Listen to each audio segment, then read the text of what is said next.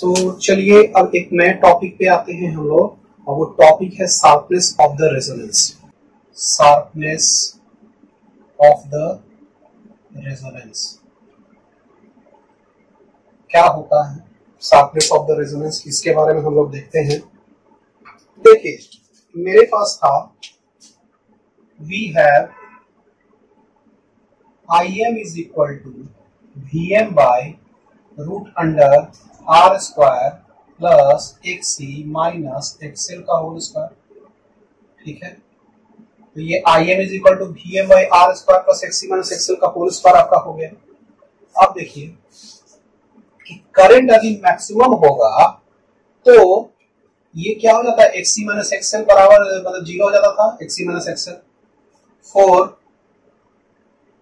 Current to be maximum XC बराबर XL, सो Im is equal to Im max. Im maximum का जो value हो जाएगा वो क्या हो जाएगा, Vm बाई आर। ठीक है, तो Im मैक्स का वैल्यू हो गया। कब होगा, जब XC बराबर XL होगा तो Im क्या बन जाएगा, I मैक्स बन जाएगा, या ऐसे भी सो लिख सकते हैं I मैक्स। ठीक है, तो ये Vm बाई आर हो गया आपका। ये बात तो समझ आए, करंट मैक्सिमम कब हो रहा है, जब XC बराबर XL हो रहा है, यानी कि रिएक्टेंस जो कैपेसिटिव और इंडक्टिव आपस में काट ले रहा है अपने आप को, तो वो क्या हो जा रहा है, आपका करंट मैक्सिमम हो जाता है उसमें। ठीक है, चलिए अब बात दरअसल ये करेंगे हम लोग, इसको मिटाते हैं। As we know that at resonant frequency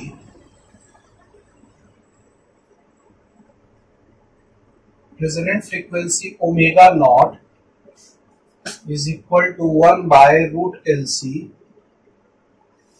the current is I max। ठीक है, Vm बाई आर ये होता है। ठीक है, लेट, अच्छा इसमें जो हम बात कर रहे हैं, क्या हम समझाना क्या चाहते हैं इसमें, कि देखिए जो पावर जो होगा, वो पावर जो है वो हाफ होगा किसी न किसी फ्रीक्वेंसी पे।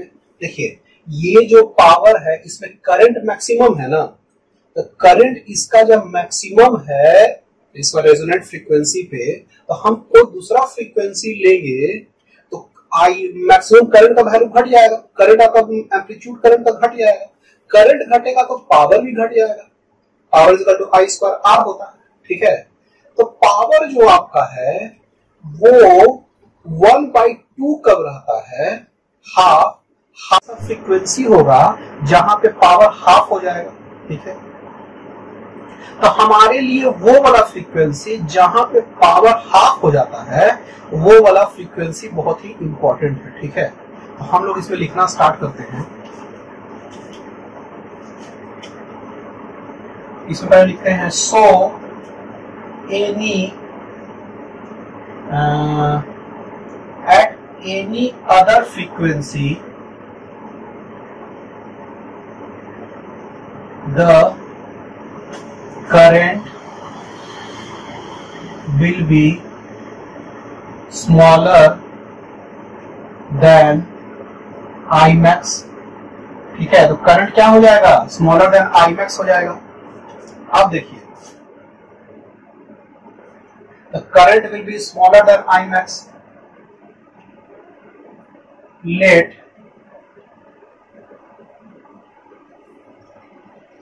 there is a frequency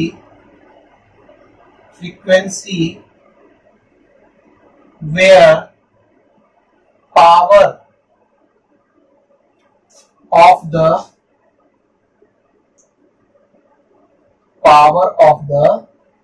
power becomes half। ठीक है, एक सेकंड, इसमें एक लाइन में पहले और जोड़ देते हैं, इसको फिर से लिखते हैं। देखिए, so at maximum current power will also be maximum. Power भी क्या हो जाएगा, मैक्सिमम हो जाएगा, ठीक है। So then there must be some other frequency where current is not maximum and so the power is also not maximum। तो ऐसा भी होगा कि कोई ऐसा फ्रीक्वेंसी लेंगे जहां पे करंट ही मैक्सिमम नहीं होगा तो पावर ही मैक्सिमम नहीं होगा। तो so eight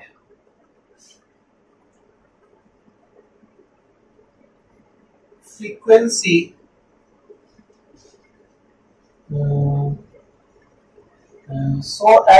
so let at a frequency where current is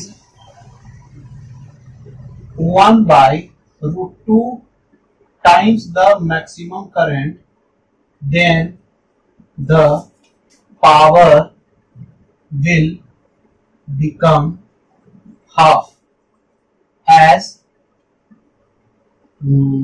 लिखिए पावर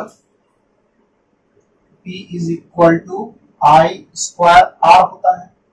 तो आई मैक्स बाय √2 जो होगा उसका स्क्वायर आर हो जाएगा।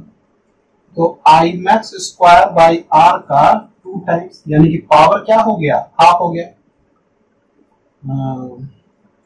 मैक्सिमम पावर बाय 2, यानी कि power will become half of maximum. ठीक है, ठीक है। तो ऐसा फ्रीक्वेंसी है जहां पे करंट का वैल्यू क्या है, 1/2 करंट है, तो पावर उस समय क्या हो जाएगा, हाफ हो जाएगा।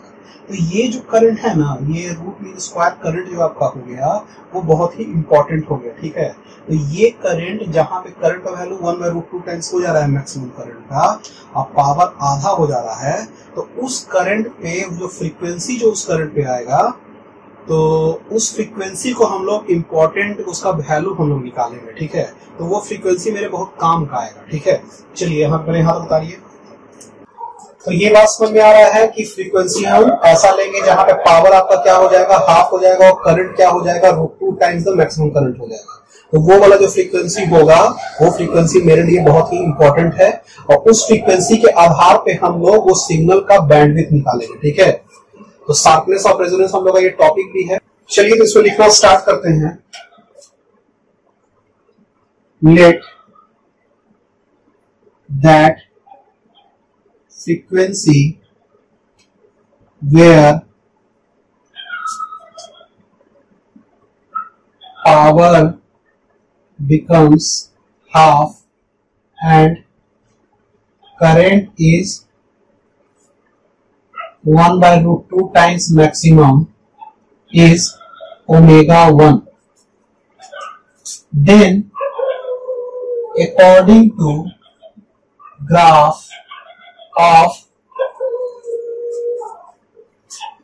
current and radian given above, there must be two frequency on either side।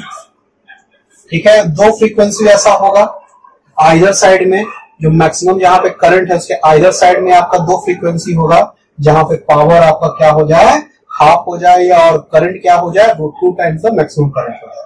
ठीक है, ऑफ द ग्राफ। ठीक है, ये तो बात समझ में आ रहा है। Let that frequency be omega 1 is equal to omega naught plus delta omega and omega 2 is equal to omega naught minus delta. ठीक है, ऐसा तो हो सकता है हम लोग का दो frequency omega 1 plus delta omega, omega naught minus delta omega. ठीक है, सो द डिफरेंस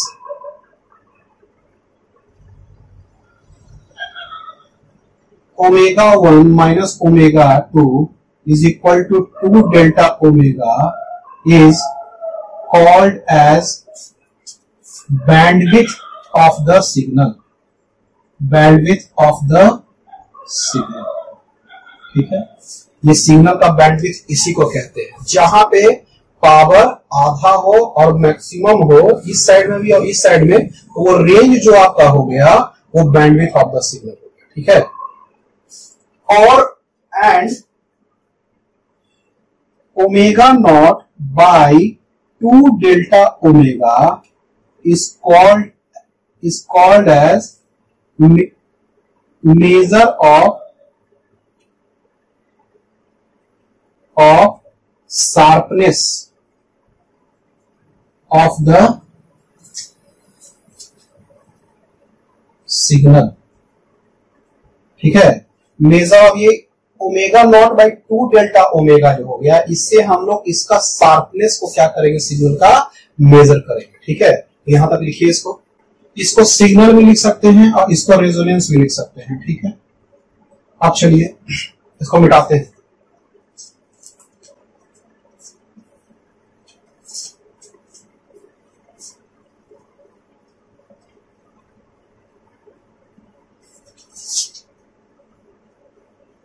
और हम लोग क्या करते हैं, to measure delta omega, delta omega को मेजर करने के लिए we have Im is equal to Im max by √2 and मेरे पास और क्या है, omega 1 is equal to omega naught plus delta omega हम लोग ले लेते हैं। ठीक है, पहला हम लोग ले लेते हैं ऐसे, omega naught minus delta omega में भी ऐसा होगा। ठीक है, Im मैक्स बाय √2। ठीक है, तो हम लोग क्या कर रहे हैं कि omega naught plus delta omega ले लेते हैं। Now we have Im is equal to Vm by क्या होगा, r square plus XC minus XL का होल स्क्वायर। तो ये हो जाएगा Vm बाई √r स्क्वायर और XC का क्या होगा, 1 by omega 1C minus omega 1L का होल स्क्वायर, ऐसा हो जाएगा। अच्छा, Im का वैल्यू क्या है, I मैक्स बाय √2 है ना। हाँ, अच्छा, I मैक्स का वैल्यू हम निकाले थे, याद है, I मैक्स का वैल्यू निकाले थे Vm बाई क्या निकाले थे, R। तो ये क्या हो जाएगा, Vm बाई √2R, इतना हो जाएगा। इसमें कोई दिक्कत का बात नहीं है। चलिए अब हम लोग क्या करते हैं, इस चीज को और इस चीज को बराबर करते हैं। नाउ हम लोग क्या कर रहे हैं, डेल्टा ओमेगा निकालने का है। ठीक है, तो इसीलिए हम इतना कर रहे हैं, √r square plus 1 by omega 1C minus omega 1L का whole square is equal to √2r। तो ये क्या हो जाएगा, r square plus 1 by omega 1C minus omega 1L का whole square is equal to 2r square. 1 by omega 1C minus omega 1L का value क्या हो जाएगा, r स्क्वायर, ये स्क्वायर हो गया। अच्छा, ये जो स्क्वायर है ये ऐसे भी हो सकता था, काहे कि ये स्क्वायर है ना, ऐसे भी लिख सकते हैं इक्वल टू r स्क्वायर। हम क्यों लिख रहे हैं, इसका एक फॉर्म आएगा इसीलिए इसको ऐसा लिखा गया है। ठीक है, ये स्क्वायर के अंदर में है, -2 लिखिए चाहे +2 लिखिए, कोई फर्क नहीं पड़ेगा उसका स्क्वायर में, 4 ही आएगा, तो ये इतना स्क्वायर हो गया इसका। तो हम लोग इसको कर देते हैं omega 1 L minus 1 by omega 1 C is equal to r. Omega 1 का value omega naught plus delta omega into L by omega naught plus delta omega C is equal to r. यहां तो कोई दिक्कत का बात नहीं है। चलिए अब हम लोग क्या करते हैं, omega naught equal to 1 by root L C था, तो omega naught square equal to 1 by L C हो जाएगा। ठीक है, तो इसको एल सी करेंगे हम लोग। ठीक है, तो ऊपर एल मल्टीप्लाई हो जाएगा। इसको हम लोग करते हैं, इसको ऐसे करते हैं, ओमेगा नॉट एल कॉमन ले लिए हम लोग, तो ये क्या हो गया 1 plus delta omega by omega not. ये क्या हो गया, इसको हम लोग एलसी बना देंगे, इसको एलसी यहां लिख देंगे, तो ये क्या हो जाएगा ओमेगा स्क्वायर। एल के साथ हमको ओमेगा नॉट स्क्वायर करना पड़ेगा, ताकि यहाँ एल नीचे मल्टीप्लाई किए हैं, इसलिए ऊपर एल मल्टीप्लाई किए। और ये क्या हो जाएगा by omega naught plus delta omega हो गया इज इक्वल टू आर। ठीक है, अच्छा हम लोग अभी करेंगे, अब यहां से हम लोग ओमेगा नॉट कॉमन ले लेते हैं, तो ये क्या हो जाएगा omega naught L 1 plus delta omega by omega naught minus L omega naught square by omega naught 1 plus delta omega by omega naught is equal to r. Omega naught cut गया, तो एल ओमेगा नॉट ही खाली बचा ना, तो L omega not बचा, तो common ले लेते हैं। तो मेरे पास क्या होगा, इसके बाद हम लोग आगे आएंगे, चलिए नीचे ही लिखते हैं इससे, ओमेगा नॉट एल और ये क्या हो जाएगा 1 plus delta omega by omega not, और ये क्या हो जाएगा ओमेगा, अच्छा इसको पूरा कॉमन ले लेते हैं। ठीक है, तो ये क्या हो जाएगा minus 1 plus delta omega by omega naught, जो वैल्यू होता है ना, इसको ऐसे कर देते हैं 1 plus delta omega by omega naught to the power minus 1 is equal to आप। यहां तक समझ में आ रहा होगा।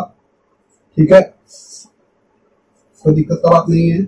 यहां से ओमेगा नॉट एल कॉमन ले लिए, तो 1 plus delta omega by omega not, इसको तो माइनस करेंगे, ये माइनस पावर है ना, इसको ऐसे भी लिख सकते हैं माइनस, इसको ऐसे करते हैं कि 1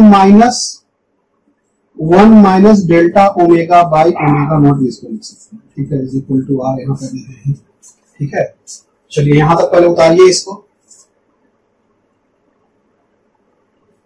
तो मेरे पास जो फाइनली आएगा omega naught L 1 plus delta omega by omega naught minus 1 plus delta omega by omega naught is equal to r. ये कट गया, तो omega naught L into 2 delta omega by omega naught is equal to r. ये क्या हो जाएगा 2l delta omega is equal to r. ठीक है, तो delta omega is equal to क्या आ गया r बाई 2l। ये बहुत ही इंपॉर्टेंट आया, डेल्टा ओमेगा जो निकालने का था वो यहां निकाल के हम लोग देखेंगे। ठीक है, अच्छा यहां पे जो है ना 1 प्लस डेल्टा ओमेगा में ओमेगा इक्वल टू माइनस 1 को ऐसे लिख सकते हैं, कब यहां पे वो ऐसे लिख लीजिएगा ब्रैकेट में करके 1 plus delta omega by omega naught to the power minus 1 is equal to 1 minus delta omega by omega naught if delta omega by omega naught is very very smaller than 1। और ये ऐसा होगा। ठीक है, बहुत ही छोटा होगा ये वैल्यू, इसी इसको लिख सकते हैं ऐसा। So delta omega is equal to r by 2l, यही हम लोग अभी निकाले हैं r by 12। The sharpness of the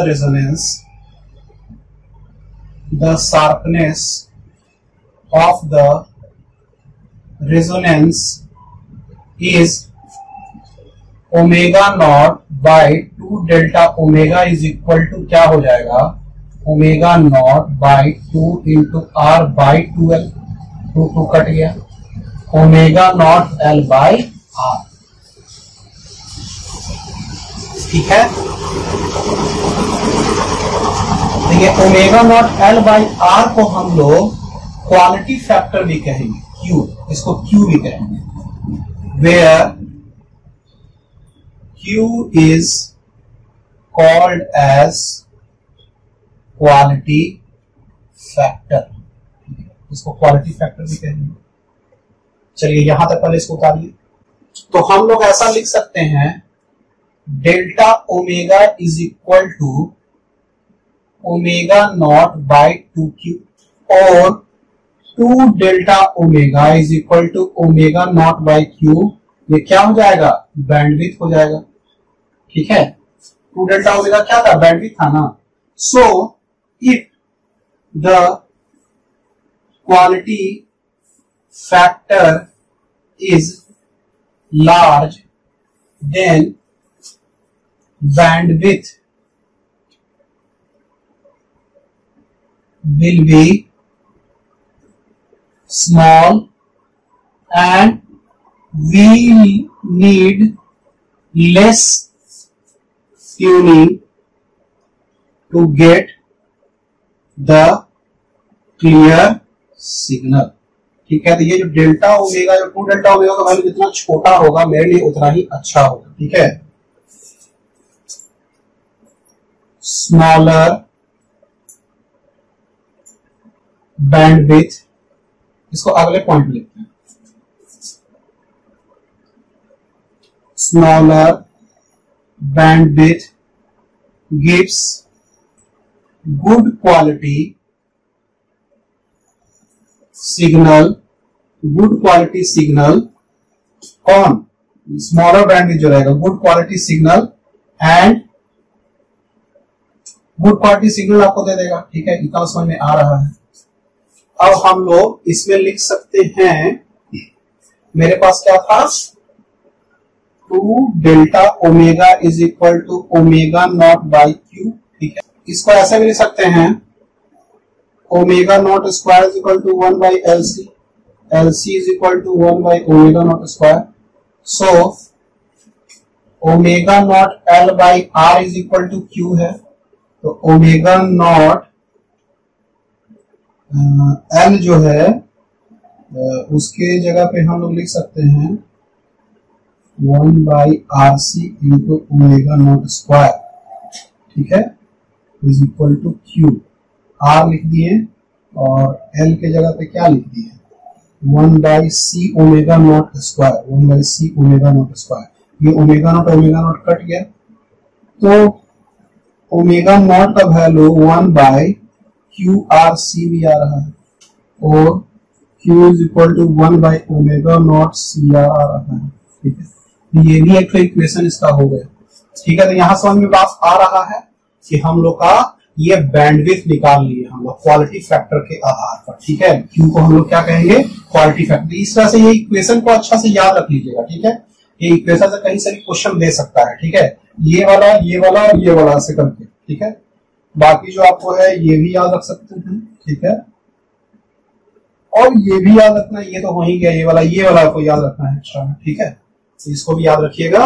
ये आपका इक्वेशन टोटल हो गया। ठीक है, चलिए, तो ये आपका शार्पनेस ऑफ रेजोनेंस खत्म।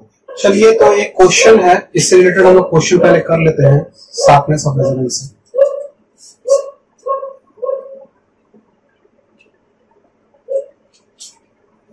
A resistor of 200 ohm, a resistor of 200 ohm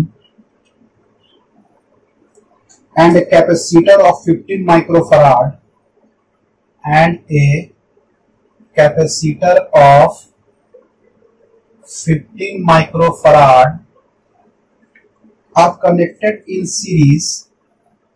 are connected in series to a 220 volt 50 hertz AC source, 50 hertz AC source, full stop। A में कैलकुलेट करना है, calculate the current in the circuit, calculate the current in the circuit.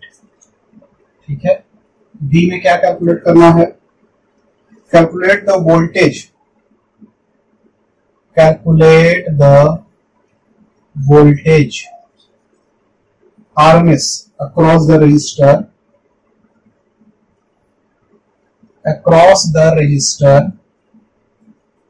and the capacitor। ठीक है, चलिए, is the algebraic sum of these voltage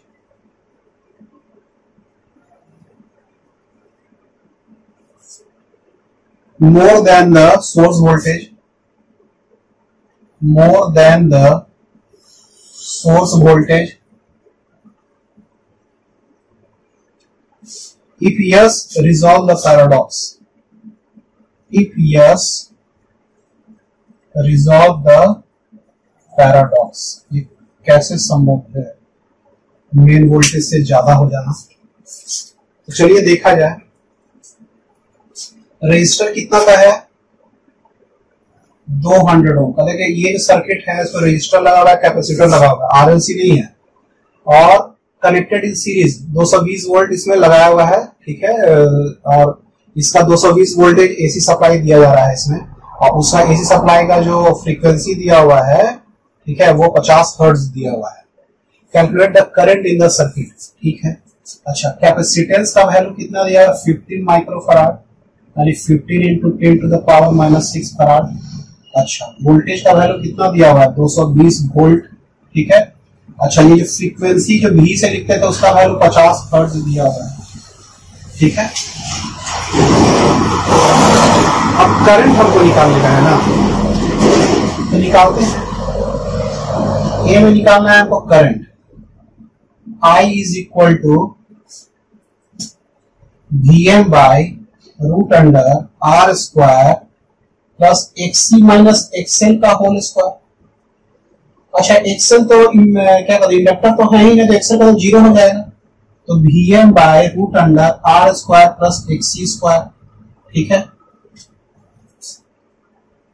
अच्छा, ये VM जो value है, इसका वैल्यू कितना दिया हुआ है? 220, और R स्क्वायर का वैल्यू, R का वैल्यू कितना दिया हुआ है? 200 का स्क्वायर। अच्छा, XC जो हो जाएगा 1 बाई ओमेगा C हो जाएगा। ठीक है, इसको हम लोग करते हैं, XC का वैल्यू अलग से निकालते हैं हम लोग, 1 by omega C। Omega C का जो वैल्यू निकालेंगे तो ये क्या हो जाएगा? 1 by 2 pi into frequency into C, यही ना होगा। और ये इसका क्या है? स्क्वायर है ना, तो इसको क्या करेंगे? 220 बाय रूट अंडर 200 का स्क्वायर प्लस 1 बाई, इसका वैल्यू कितना है? 1 बाई ओमेगा C का इतना वैल्यू है। ठीक है, तो इसको ऊपर ले जाएंगे तो क्या हो जाएगा? 2 pi into frequency into C to the power -2। ये 200 by root under 200 square plus 2 pi, frequency का वैल्यू कितना है? 50, और कैपेसिटेंस का वैल्यू कितना है? 15 into 10 to the power -6 to the power -2। ठीक है, ये तो कैलकुलेट करने वाला चीज है। Root under 200 square plus, calculate किया जाए इसको, ये हो जाएगा 212 का स्क्वायर। 212 का स्क्वायर, तो क्या निकल रहा है? IM। तो IM का जो वैल्यू है वो क्या आ जाएगा? 200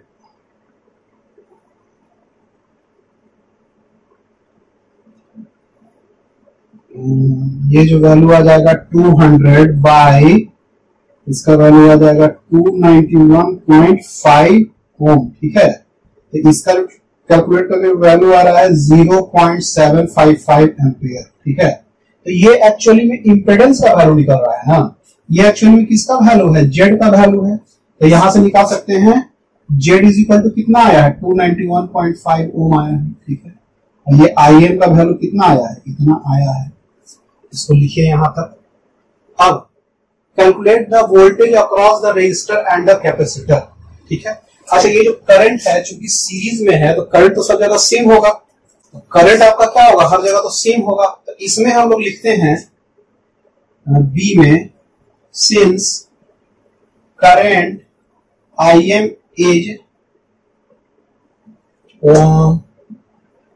ये I M is same everywhere, so voltage across resistor जो होगा, वोल्टेज अक्रॉस रजिस्टर V जो होगा वो क्या होगा, आर आई। आर का वैल्यू कितना है, 200 गुना 0.755, इसका वैल्यू कैलकुलेट किया जाए तो कितना वैल्यू आ रहा है भाई, ये वैल्यू आ रहा है 151 वोल्ट। ठीक है। अच्छा, voltage across register, voltage across किसके पे निकालना है, कैपेसिटर ना, कैपेसिटर निकालना है तो क्या निकलेंगे, XC इंटू आई, और XC का वैल्यू कितना है, उसका वैल्यू टोटल कितना आया था, 212 आया था ना, 212 आया, 212 इंटू 0.755, इसका वैल्यू कैलकुलेट किया जाए, वोल्टेज अक्रॉस कैपेसिटर 160.3 वोल्ट। ठीक है। ये आ गया रजिस्टर के अलावा, ये आ गया कैपेसिटर के अलावा, तो दोनों का जोड़िए तो पोटेंशियल का वैल्यू कितना आ रहा है, 200 ज्यादा कम आ रहा है। देखिए एक्चुअली में हो क्या रहा है इसमें बताते हैं, इसको मिटाते हैं थोड़ा।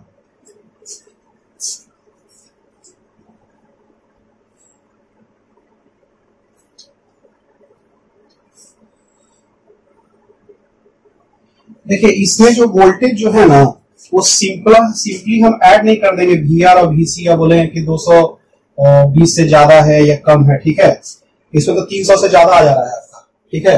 तो हम लोग ऐसे नहीं ऐड करेंगे, हम लोग जो वोल्टेज है हम लोग यहाँ लिखते हैं, इसे बोल रहा है ना कि वोल्टेज आपका सोर्स वोल्टेज से ज्यादा हो जा रहा है, तो VR प्लस VC का वैल्यू कितना हो जा रहा है, 151 वोल्ट प्लस 160.3 वोल्ट, तो ये क्या हो जाएगा 311.3 वोल्ट आ जा रहा है, ग्रेटर देन 220 वोल्ट आ रहा है। तो कैसे संभव है, हाउ इट इज पॉसिबल।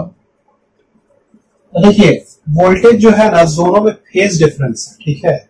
इस दोनों में फेज डिफरेंस है VR और VC में।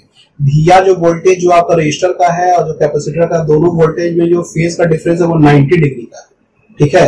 तो हमको जो रिजल्टेंट वोल्टेज निकालना है तो इस तरह से सिंपली ऐड नहीं करेंगे, हम लोग क्या करेंगे, जब हम 90 डिग्री का जब दोनों में फेज है तो हम लोग कैसे निकालेंगे, मान लीजिए हमको ये नेट वोल्टेज निकालना है, तो ये हो गया VR, ये हो गया VC, तब हमको root under VR square plus VC square करना पड़ेगा, तब हम लोग का नेट वोल्टेज आएगा। तो हम लिखते हैं here we can not add voltage as simple rule as there is phase difference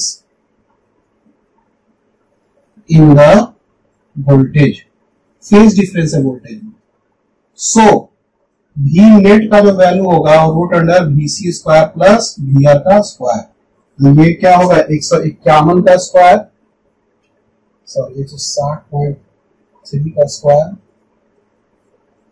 plus 151 का स्क्वायर। ठीक है। तो इसका कैलकुलेट करके लाया जाए, ये नेट वोल्टेज आना चाहिए 220, इसका वैल्यू जो आएगा वो 220 वोल्ट आएगा V नेट। ठीक है। तो ऐसे वोल्टेज इसका जुटेगा, ऐसे नहीं जुड़ेगा कि सिंपली हम उसको ऐड कर दिए, क्योंकि दोनों में फेज डिफरेंस है। चलिए इसको उतारिए, ये खत्म हो गया आपका। चलिए तो अगला टॉपिक लिखते हैं, पावर इन AC सर्किट। ठीक है।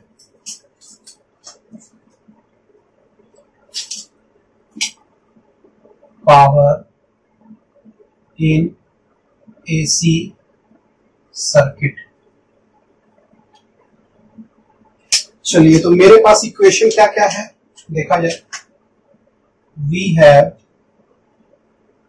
I M is equal to V M by root under are square plus XC minus XL का whole square and tan phi is equal to XC minus XL by R. ठीक है, तो ये actually में हो गया आई एम और tan phi, यानी कि एम्पलीट्यूड ऑफ द करंट और tan phi का वैल्यू हम लोग यहाँ पे लिख दिए।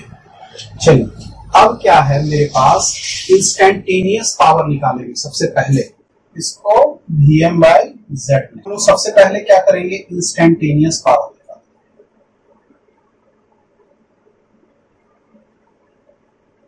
T इज इक्वल टू क्या होता है, Vi। ठीक है, अच्छा, V इज इक्वल टू क्या है मेरे पास, Vm साइन ओमेगा टी, और I इज इक्वल टू क्या है, Im sine omega T plus five, यही ना है मेरे पास। तो हम लोग इसमें देखते हैं Im Vm sine omega T plus five sine omega T, ठीक है, 2/2 हो गया। तो Im Vm बाई 2, ये क्या हो जाएगा, 2 साइन ए साइन बी जो हो जाएगा वो हो जाएगा कॉस ए माइनस बी और minus cos A plus B. ठीक है, तो ये हो जाएगा Im Vm by 2 cos 5 minus cos 2 omega T plus 5, ऐसा हो जाएगा पावर। ठीक है, जैसे इंस्टेंटेनियस टाइम पे आपको निकालना है पावर, तो ये वाला आपके पास वैल्यू हो जाएगा। ठीक है, चलिए इसको यहां तक उतारिए। अब हम लोग को निकालना है average power. Average power P, average का वैल्यू क्या होगा, Im Vm बाई 2 कॉस 5, क्योंकि इसका वैल्यू तो एवरेज में 0 हो जाएगा ताकि टाइम पे ये डिपेंड कर रहा है। ठीक है, और टाइम पे जो चीज डिपेंड करेगा उसका वैल्यू 0। ठीक है, तो ये cos 5 आपका हो गया। Here average power not only depends upon amplitude of current and voltage but also on cos phi। ठीक है, where cos phi is called as power factor, इसको हम लोग पावर फैक्टर भी कहते हैं। ठीक है, cos phi क्या कहेंगे हम लोग, इसको पावर फैक्टर कहेंगे। चलिए यहां तक इसको उतारिए। हम लोग इंस्टेंटेनियस पावर निकाल चुके हैं और एवरेज पावर निकाल चुके हैं। ठीक है, थोड़ा सा बचा हुआ है उसमें। पावर इज इक्वल टू मेरे पास क्या है, Im Vm by 2 cos phi। ठीक है, तो इसको लिख सकते हैं Im by root 2 Vm by root 2 cos phi। ठीक है, तो ये Im by root 2 Vm by root 2 क्या हो जाएगा, ये आरएमएस करंट आरएमएस वोल्टेज हो जाएगा Vi cos phi। ठीक है, Vi cos phi हो जाएगा। और I इज इक्वल टू क्या होता है, V बाई Z। ठीक है, तो इसको हम लोग I इज इक्वल टू इसको लिख देते हैं V को लिख देते हैं IZ into I cos phi। ये क्या हो जाएगा, I square Z cos phi। ये एवरेज पावर का वैल्यू हो गया। इसमें P जो आपका क्या था, वो cos phi क्या था आपका, पावर फैक्टर था। ठीक है, चलिए तो यहां पे इसको उतारिए। ये हो गया है आपका एवरेज पावर। चलिए अब हम लोग आगे बढ़ेंगे और 4 टाइप का हम लोग केस लेते हैं।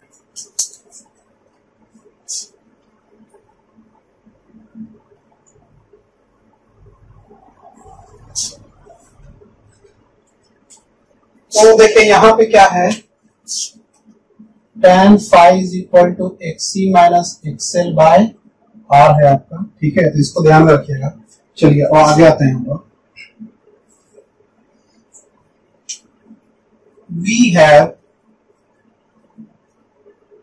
फर्स्ट वी हैव लेट, पहला क्या है आपका, resistive circuit.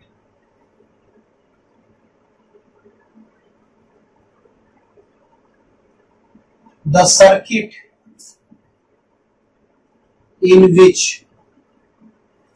only there is resistor is called as resistive circuit, ठीक है, इसको रेजिस्टिव सर्किट कहेंगे।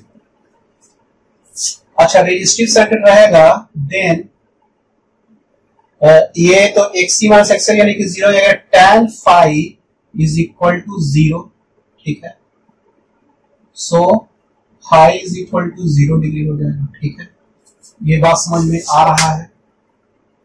तो इसमें जो tan phi आपका 0 हो गया, तो इसका मतलब क्या हुआ,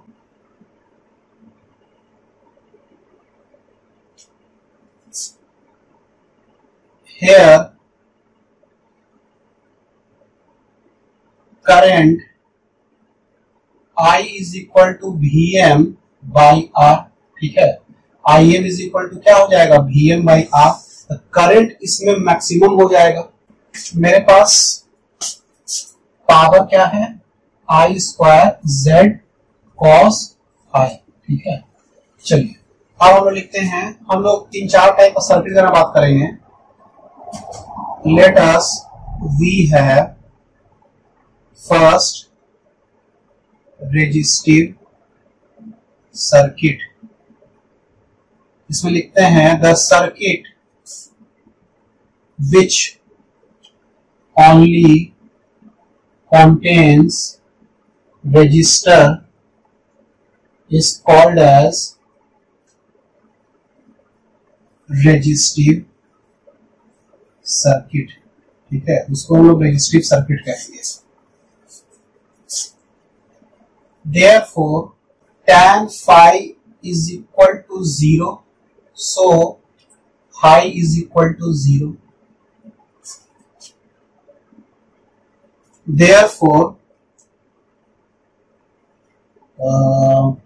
cos phi का वैल्यू क्या हो जाएगा, cos 0 is equal to 1.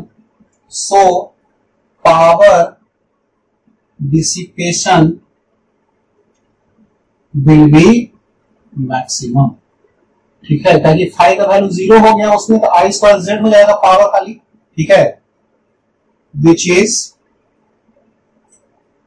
Equal to P is equal to I square Z cos 0 यानी कि I square Z P max, ठीक है, तो पावर मैक्सिमम हो गया डिसिपेशन। चलिए अब दूसरा सर्किट लेंगे हम लोग, प्योरली इंडक्टिव और कैपेसिटिव सर्किट, ठीक है, या तो उसमें इंडक्टर रहे या कैपेसिटर रहे, ठीक है, तो उस समय क्या केस होगा, फॉर द प्योर इंडक्टर और कैपेसिटिव सर्किट फेज डिफरेंस हाई इज इक्वल टू क्या हो जाएगा, 90 डिग्री, ताकि इंडक्टर या कैपेसिटर दोनों के बीच में 90 डिग्री फेंकना था ना वोल्टेज, तो ये 90 डिग्री हो जाएगा। सो power dissipation is equal to P is equal to I square Z cos 90 is equal to 0.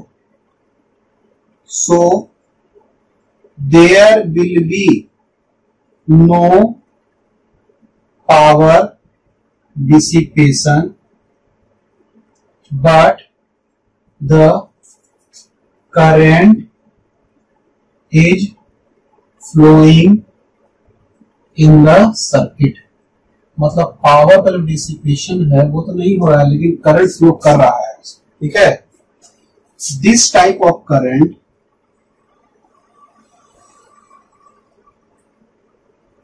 Is called as wattless current. तो कभी कभी पूछ लेता है वाटलेस करंट क्या है, ठीक है। तो ये वाटलेस करंट क्या है आप बता दीजिएगा कि इसमें क्या होता है, पावर जो डिसिपेशन होता है वो नहीं होता है, जबकि करंट फ्लो होते रहता है, इसको वाटलेस करंट भी कहते हैं। चलिए अब हम लोग लिखते हैं अगले में, इसी दोनों को मिटा दिया जाए।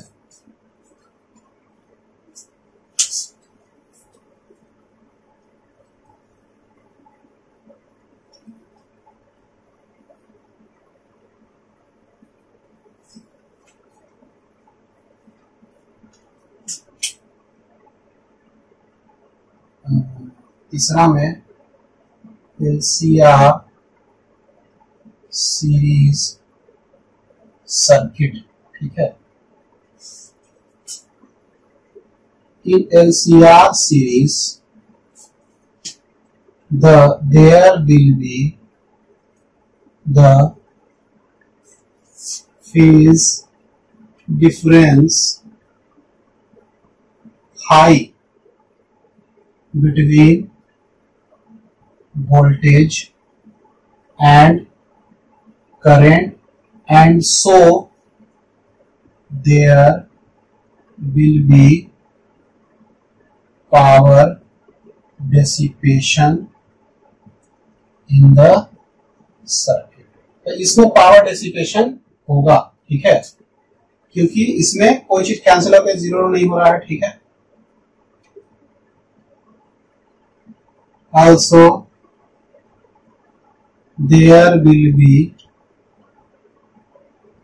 power dissipation in LR और RC सर्किट, ठीक है।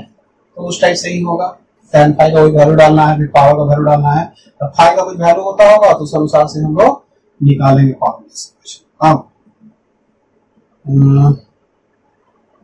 LCR सर्किट एट रेजोनेंस, ठीक है, एट रेजोनेंट फ्रीक्वेंसी। यहां पे लिखते हैं at resonant frequency. Resonant frequency पे XC minus XL is equal to 0, so phi is equal to 0, सो cos phi is equal to 1 maximum value, so power dissipation will be maximum, ठीक है। देखिए word resonant frequency में भी होगा power maximum, और आपका कहां पे क्या हुआ था, रजिस्टर के पास भी हुआ, सिर्फ रजिस्टर था तो उसमें भी पावर का जो डिसिपेशन था वो मैक्सिमम होगा, ठीक है। तो ये आपका हो गया कंप्लीट। चलिए क्वेश्चन लिखते हैं। ए सिनोसॉइडल voltage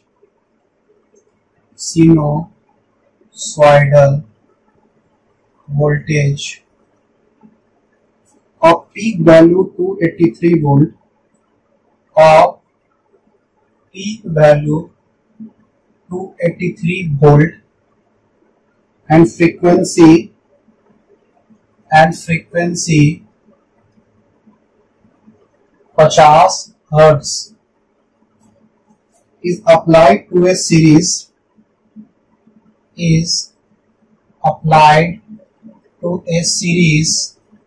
LCR circuit in which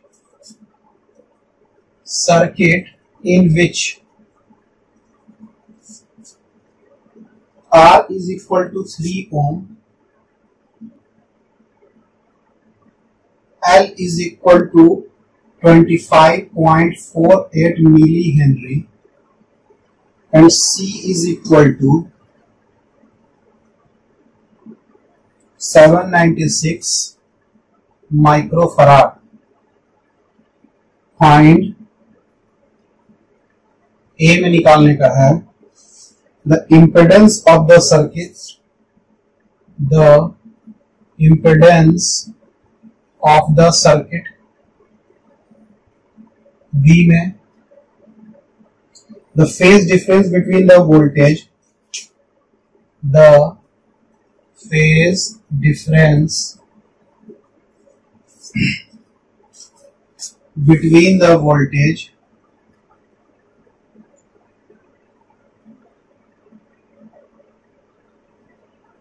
across the source and the current, across the source and the current. C में the power dissipated, the power dissipated in the circuit,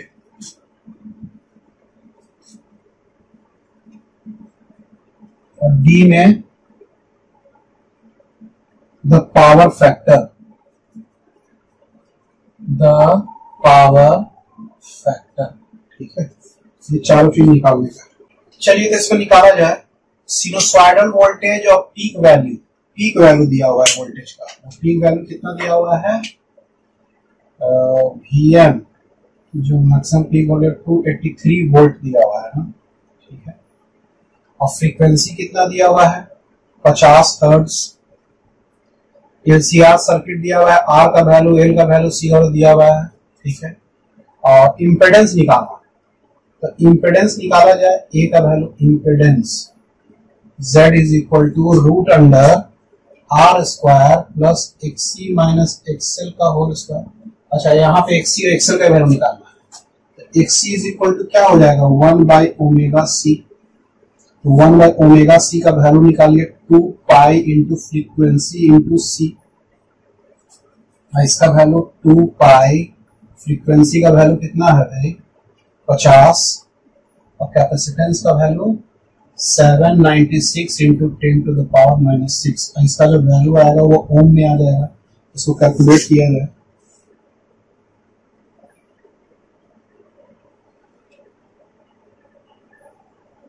into 50 into 796 into 10/6। इसका value आ रहा है 4 ओम। 4 ओम आ गया। अब निकालते हैं XL. XL का value क्या होगा, omega L, 2 pi into frequency into L, 2 pi into 50 गुना एल का इम्पिडेंस का वैल्यू कितना दिया हुआ है, 25.48 इंटू 10 टू द पावर -3। ठीक है, इसका जो वैल्यू निकालेंगे,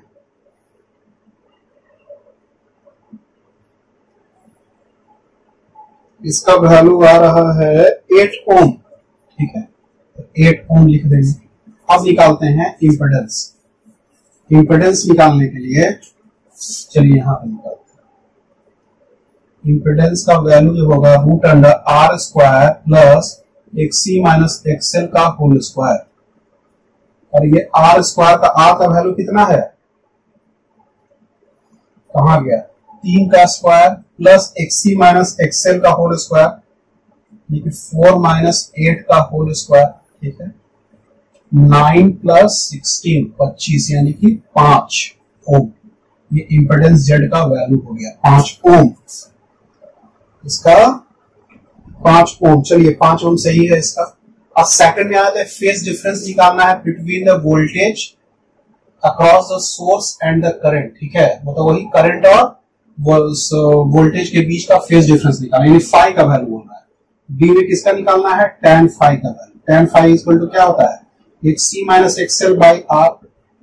इसको एक्सी कितना वैल्यू आया है आपका, 4 माइनस 8 बाई आर का वैल्यू कितना आया है, आर वैल्यू 3 दिया हुआ है, ये कितना हो गया, -4/3। ये कितना डिग्री होगा, ये हो जाएगा -53.1 डिग्री। चलिए दूसरा का आंसर भी हो गया। अच्छा, सी में क्या निकालना है, the power dissipated in the circuit. चलो ठीक है, पावर डिसिपेटेड निकालना है ना, पावर वो क्या होता है आई स्क्वायर आर, ठीक है। अब power is equal to I square R हो गया, तो आई का वैल्यू क्या होगा, आई वैल्यू क्या है, I M by root two है ना, और आई एम का वैल्यू क्या होगा, V M by Z root two. V M जो है मैक्सिमम वैल्यू 283 दिया हुआ है, 283, और जेड का वैल्यू, इंपेडेंस का वैल्यू कितना आया है 5 इंटू रूट टू। तो इसका जो वैल्यू आएगा आई का वैल्यू, पहले आई का वैल्यू इसे निकाल रहे हो, आर का वैल्यू डालेंगे तो पावर निकल जाएगा, वो आई से पहले निकाल दे रहे हैं हम। ये आई क्या है, आरएमएस है ना, पावर में हमेशा आरएमएस वाला होता है, इस फॉर्म में लिखा हुआ है तो आरएमएस में लिखा हुआ है, ठीक है। तो इसका जो वैल्यू हो जाएगा 40 एम्पेयर, 40 एम्पेयर, ठीक है। चलिए, तो ये जो पावर जो हो जाएगा 40 का स्क्वायर इंटू आर का वैल्यू कितना दिया हुआ है 3 ओम ना, तो ठीक है, तो इसका वैल्यू कितना हो गया 4800 वाट, 4800 वाट, ये पावर का वैल्यू निकल गया आपका। तीसरा पार्ट निकल गया, पावर फैक्टर निकालना है, the power factor cos phi, इसका वैल्यू कितना होगा, फाई का वैल्यू निकाले थे नहीं, कॉस फाई का वैल्यू निकालना है, तो कॉस फाई का वैल्यू कितना होगा भाई, tan फाई का वैल्यू कितना आया है -53.1, ठीक है। ये जो डिग्री आया था वो फेज का आया था, फाई का वैल्यू आया था, ठीक है। तो यहां पे इसको लिखिएगा ऐसे, phi is equal to -53.1 degree, ठीक है। तो ये जो हम लिखेंगे cos -53.1 डिग्री, इसका वैल्यू जो आ जाएगा 0.6, ये आंसर हो जाएगा। ये डी पार्ट का भी निकल गया आपका पावर फैक्टर। चलिए इसको उतारिए, ये हो गया आपका क्वेश्चन। अगला क्वेश्चन उतारते हैं।